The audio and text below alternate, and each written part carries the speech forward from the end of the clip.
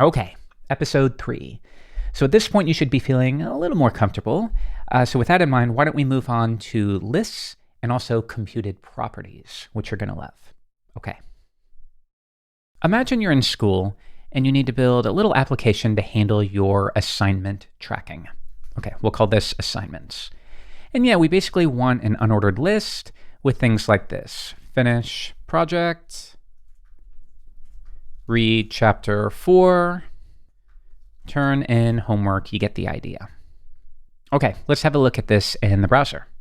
And that looks okay, but once again, I'd like it centered on the page.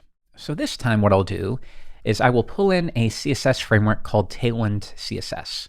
Now, if you're not familiar with this, don't worry, it's not a prerequisite for the series. You don't need to know any of it. It's just a way for me to quickly apply some CSS.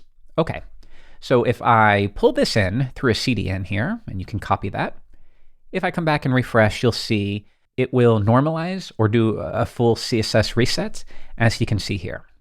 So now what I can do is reproduce what we did in the last episode by adding a class of height 100% to the HTML, also to the body, and then set a display of grid and place items center. So yeah, it's just shorthand utility classes that I can quickly pull in for a demo. Cool.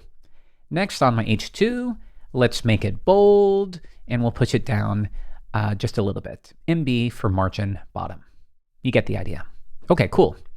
So next on each of my list items, I would like there to be a checkbox. Something like this. Input type equals check. And that way, if we come back and refresh, we can turn these on and off. All right, cool. But yeah, think about it. In the last couple episodes, I kept bringing up this idea of a single source of truth. And right now, once again, the source of truth is the HTML, which we don't want. All right, let's fix that. I'll go into our app component, but this time notice we have an object that we pass to view.createApp. What I want to do is extract that to make it crystal clear that a component looks like what you see here. And then this section here is when you initialize View and you mount it to the page. But all of your regular components, and you'll create many of them, will take the shape of this. So we'll say data, and let's have a list of assignments. So I said assignments and list, which means it should be an array. And let's think about what each assignment needs. It needs the name of the assignment. So in this example, finish project. And then it sounds like I also need a way to track if that assignment has been completed. So I'll set complete equal to false. By default, it is not complete. Okay, now I'm going to do this 2 more times, and I won't make you watch this. I'll fast forward. Like so. Cool. So now I have an array of 3 assignments. The next step is to loop over these assignments. And we can do that like this. I want a list item, and I'll say v4 assignment in whatever reactive property we have here, assignments. Then for each one, I can spit out the name of the assignment like this, assignment.name.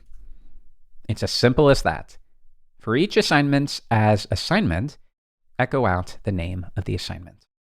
Okay, so if I come back and give this a refresh, now we still get the same list, but this time we are generating it dynamically. Okay, so now let's return our checkbox, and we should probably, let's do this. Let's make a label where we will nest the label itself, which is the assignment name, and then we'll also have our checkbox here. So now I can click on the label and it will toggle the checkbox without having to manually click inside there, okay? But now we do have one problem. We don't yet have two-way binding. And here's what I mean. Take a look at this. I'm just going to temporarily add a pre-tag where I spit out our array of assignments. So if I echo this, it's just going to stringify the array. All right, have a look. We come back, we give it a refresh, and yeah, here we go. Now notice complete false, complete false, complete false. Even if I turn these on, it's not changing that underlying array. And that's because all we have here is just a basic checkbox. Vue doesn't really know anything about this. So why don't we use vmodel like you learned about in the last episode? vModel assignment.complete. I want to bind the value or the check status of this input to this property here. Okay, so remember, it will bind the value and then it will also update the underlying value if it's changed. So notice once again, false, false, false. If I turn them on, we get true, true, true. And this is what we want. So as a general rule, whenever you're working with form inputs, you will always want to bind them using vModel. Cool. So let's come back and get rid of this, and this is looking pretty good. You now know how to loop over a basic array. But the next step is to introduce computed properties. And here's an example of that. Yes, I have all of my assignments here, but as I check them off, it might be cool if they move to a different list, like a completed list.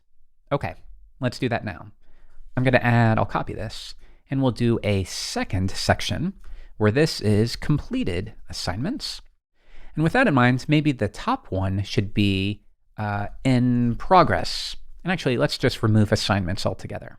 We have an in progress list and a completed list. Okay, so if I give this a refresh, let's add a little margin up here. And T8 for margin top.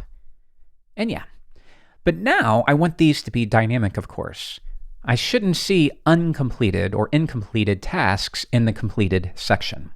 Okay, so how might we solve this? Now, your first thought might be, well, we can use expressions, right? So what if I filtered this down? What if I said assignments.filter it down where each assignment is complete? And if you're familiar, the array filter method will return only the items that return true for a given condition.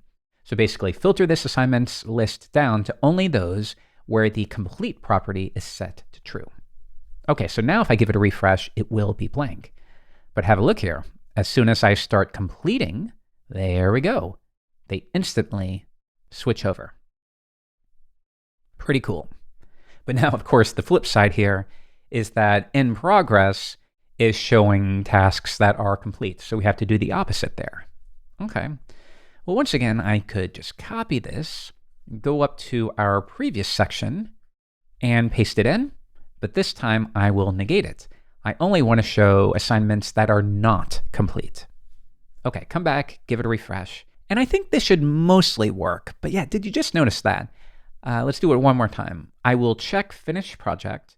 And that worked down here, but then it also weirdly checked read chapter 4 as well. It's kind of weird, isn't it? This is related to adding a key to our list. So whenever you're looping over something, you need to get in the habit of applying a key. And in Vue, we do that through the key property. So we want this to be unique to that current item. And this is to handle situations where the order of the array might change. Vue needs to know, well, how do I go about updating it? Can I simply move it to its new location, or do I have to patch it in place? And if you're not careful, sometimes you can end up with wonky results like we just saw. So always add a key. And usually what you'll find is that the key can be the primary key. Because think about it, in real life, your assignments are probably being stored in a database. And if that's the case, you have unique IDs for each one, right? ID 2, ID 3. So that, of course, is the perfect key for each individual assignment. So if we come up here, we could do this, assignment.id, and then I can do the exact same thing down here. Okay, that should fix it. So if I come back and give this a refresh, this time I only select finish project, and notice we solved that weird little quirk there. So once again, to reiterate, just get in the habit. Unless you know precisely what you're doing, always add a key to any element that has v4 on it. And in fact, what I will often do is I will put each of these attributes on their own line, like you see there. So in the Vue world, this is super common, and you might get in the habit of it yourself. And I'll do the same thing right here. Okay, so other than a couple things, I'm feeling pretty good about this. But what about this? If there are no completed assignments, I just see this weird heading with nothing below it. So maybe we should only display this section if there are, in fact, completed tasks or assignments. Okay, well, how do we do that? Only render this section if we have completed assignments. Well, now we're in this weird situation. Like, do I have to copy this again? And here's your first introduction to conditionals. I can say v if and also v show. And you'll use both of these. V show, the only difference is it basically will toggle visibility. It'll set display hidden if the conditional is false. So why don't we stick with that? And I'll paste this in once again. And then add length to it. Okay, so only show this section if we have assignments that have been completed and that resulting array is more than 0. Come back, refresh, and it works. So now, toggle these, and only then do I see the section. And yeah, take a look here. If we go down here, notice that we are rendering that section, it just sets display to none. So that's the difference between vShow and vIf. Notice if I change this here and give it a refresh, come back, yeah, there is no section here because Vue hasn't added it to the DOM. It will only do that when it reevaluates, as you see there, and then it gets added. So you'll often need both, and you just have to decide which one is appropriate. Will you toggle this over and over, or is it a one-time thing? It just depends. But in this case, I think we can get away with vShow.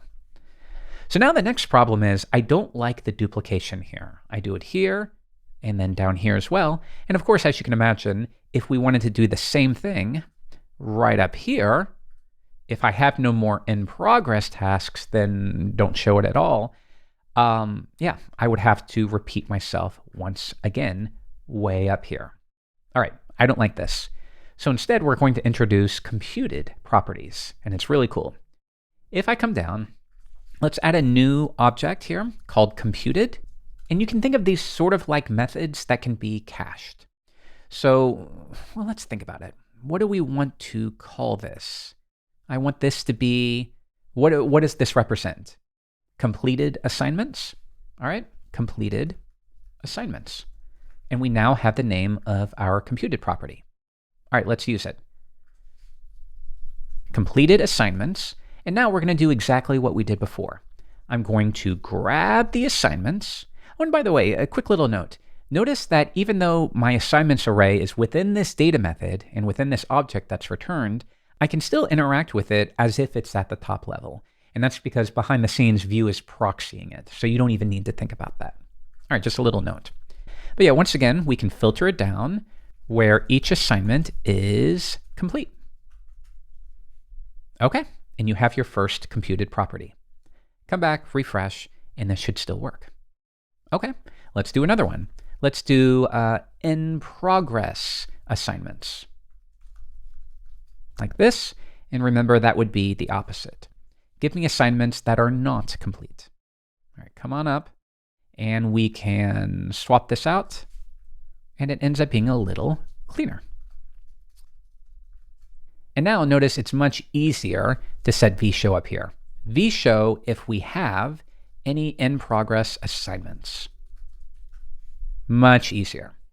Come back, complete these, and notice now I don't see the in-progress section at all. All right, so I think we're making pretty good progress here. In this episode, you learned about conditionals and loops and computed properties. And of course, we can take this much further, but for now, just play around with it and get comfortable with the general idea. In the next episode, we'll keep going.